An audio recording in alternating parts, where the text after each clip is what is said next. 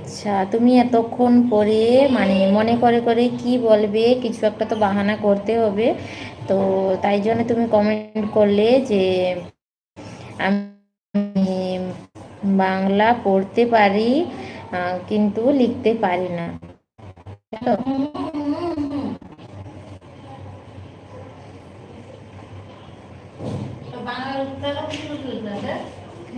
তো দাদা তোমাকে বলবো যে তুমি আর অভিনয় করো না, ঠিক আছে? তুমি বাংলায় কথা বলো, বাংলায় টাইপ করো।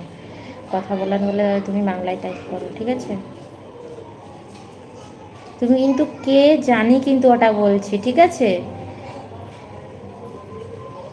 কারণ তুমি ডল ডান্সারের লাইভ ভিডিওতে এসে বাংলায় মানে টাইপ করছো, আর মানে ইংলিশে টাইপ করে মানে বাংলা শব্দগুলো লিখছো তুমি।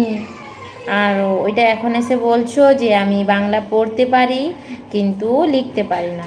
কিন্তু তুমি ইংলিশে টাইপ করে বাংলায় লিখতে পারো, তাই না?